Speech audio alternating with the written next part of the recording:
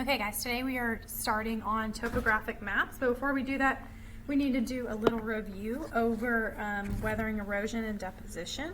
So these are a drag and drop. You need to watch this video first about weathering and erosion, and then we're going to drag and drop these over here to our terms. So the breakdown of rock is going to be weathering.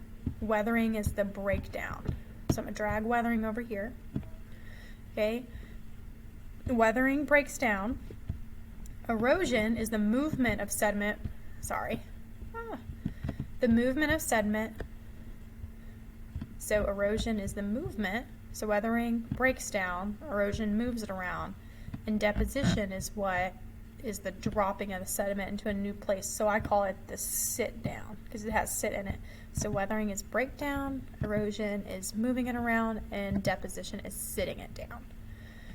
Okay, with topo maps, we are talking about landforms that are changing over time. Okay, these landforms are changing over time. So what this is right here is supposed to be a mountain, and then over time, it is going to change. That change is being caused by weathering and erosion, which causes it to break down and then move it around, and then wherever it lands. So right here is my mountain, and it starts off very tall and very steep, but over time it becomes rounder and less steep. So mountains over time become shorter and rounder. Okay, this is a valley right here, and as you can see, the valley is very steep, okay, when going down, but over time it also gets rounder and it's going to get shallower, so it's not going to have this point anymore. So valleys over time become shallower, so not as deep, and wider. Okay, again, not as steep. Rivers are going to be, over time, getting deeper and wider. That is because the water is being eroded, okay? It's being moved because of the weathering that's happening from the water. So rivers are getting deeper and wider. Okay, a lot of this mountain and valley stuff happens in really dry, windy places. They have a lot of weathering and erosion there because of the wind. Okay, if that wind keeps on hitting it and hitting it and hitting it, over time it's going to break it down. That leads us into our next slide, which is topo maps. Topo maps this is a topo map right here. All these are topo maps. They are a 2D version, so pretty much a paper version of something that is 3D. A mountain is 3D. So you're trying right here to drag the landform to the topo map that it matches. If it has two steep points, it should have two steep points over here. If it has two round points, it should have two round points. Okay, so I'm going to do this with you. This one right here, to me, is the easiest. It has 2 points up at the top, and there's only a couple bars that has 2 points. It's this one, and this one. But it has the same look on both sides of the topo map, and this one right here is also the only other one that looks like it has the same that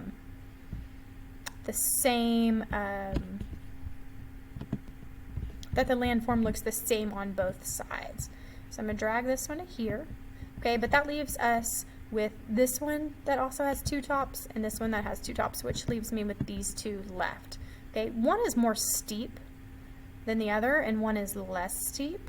So out of this one and this one, these kind of look the same. So I'm going to say this one goes with that. This one goes with that, because the steeper it is, the more lines it's going to have. The flatter it is, the less lines. So I can tell one is steep, one is flat. So that leaves only that one to match.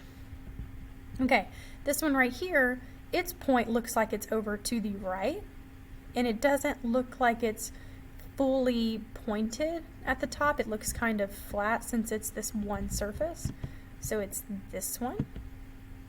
Okay, and then I have two left. I have one that looks like its point is right in the middle, and out of these two, this one's point is right in the middle, and this one, its steepness is over to the left. Okay, so here's more of our definitions of what our information is. So our topo maps is just going to be, so our topo maps is just a 2D representation of a landform on Earth. Okay, so something like a mountain, a valley, a river, all those can be represented by topo maps. So those lines on those topo maps that we're looking at, those are called contour lines. Those are lines connecting equal elevation. And what that means is anywhere on that line, so if I look at this line right here that says 200, it doesn't matter where on the line, its elevation or height is 200. Anywhere on this line that says 220, its elevation is 220. Same for each line. If you're on that line, you have that elevation. Okay, a contour interval is the change in elevation between each line. So it's kind of like the same in math when you have a interval, it's what you're counting by. So for example, if we look at this, it goes 200, 220, 240, 260. That means that I'm counting by 20s each time, so my contour interval in this map right here is going to be 20. It usually gives you the contour interval when you're looking at a topo map. Okay, difference in elevation is going to be when you subtract the 2 points. So maybe it gives you a point on 200 right here, and it gives you a point on 220 right there. The difference in elevation would just be 20, because I'd be subtracting 220 minus 200, and that gives me 20. Okay, when the elevation is steeper, the lines are closer together. So this is going to be a steeper part of the mountain. And then when lines are flatter, when flatter land is being represented, it's going to have lines further apart. So I would have a steep point over here and a flatter point as I go out to the right.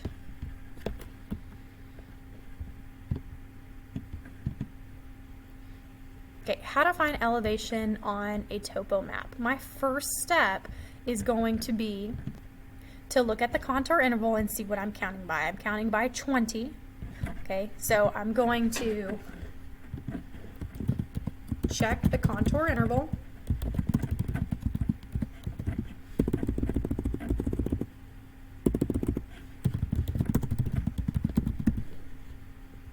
And then I'm going to count by the interval until I get to that line.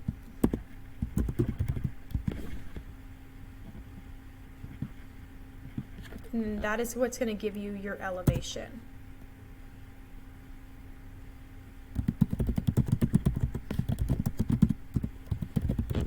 Okay, so we're going to do an example of that. We're going to do an example of X and Y. It says, what is the elevation of Y? Well, remember guys, anywhere on that line, if it gives me anywhere on that line, it's going to be the same elevation. So 1600 is already written on that line, so I know X has to be also 1600.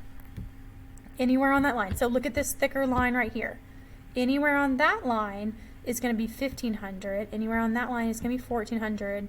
Anywhere on that one is going to be 1300, and anywhere on that one's going to be 1200. So if it just happens to be on that line, that's the elevation that it already gives you. You don't have to do any math or do anything like that. What is the elevation of Y? Well, Y is right here. There's no number on it. So I'm going to start at 1200, and my contour interval is 20, which means I'm going to count by 20s. So this next line is going to be 1220, and then that means Y is going to be 1,240. Because remember, I'm counting by 20s because that's my interval. Okay. Then it asks the question, what is the difference between X and Y on the map? And we're going to go to slide 21 to answer that. Remember, the difference in elevation is just you subtracting the 2 points. So it's the elevation between the 2 points. So that means you subtract.